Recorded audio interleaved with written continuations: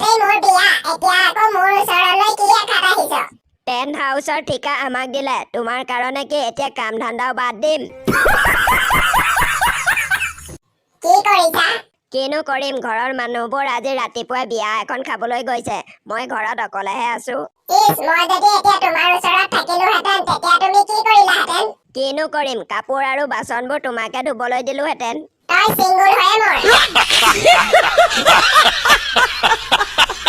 বন্ধু ক'ত আছ ঘৰত আছো বন্ধু এজন আহিছে কথা পাতি আছো তই মই বন্ধু এজনৰ ঘৰত আহিছিলো কাৰ ঘৰত তোৰ ঘৰত ধেত পাহৰিয়ে গৈছিলো প্ৰেম অবিহনে জীয়াই থকা অসম্ভৱ বুলি কোৱা সকলক 10 মিনিট পানীত ডুবাই থব লাগে তেতিয়াহে গম পাব এই সংসাৰত অক্সিজেন নামৰ কিবা এটা বস্তু আছে বুলি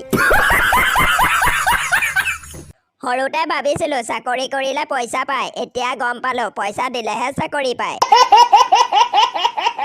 দুপৰীয়া নোলাবা সোণ ৰ'দত তুমি দেহাই কলা পৰিব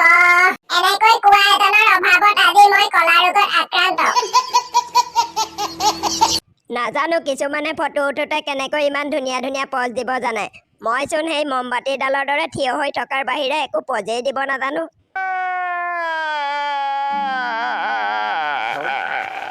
আগতে দোকানত লিখা আছিল গ্ৰাহক হ'ল ভগৱান তেতিয়া নিজকে কিবা দেৱতা দেৱতা যেন লাগিছিল আজিকালি লিখা থাকে আপুনি কেমেৰাৰ নজৰত আছে এতিয়া নিজকে কিবা চুৰ চুৰ যেনহে লাগে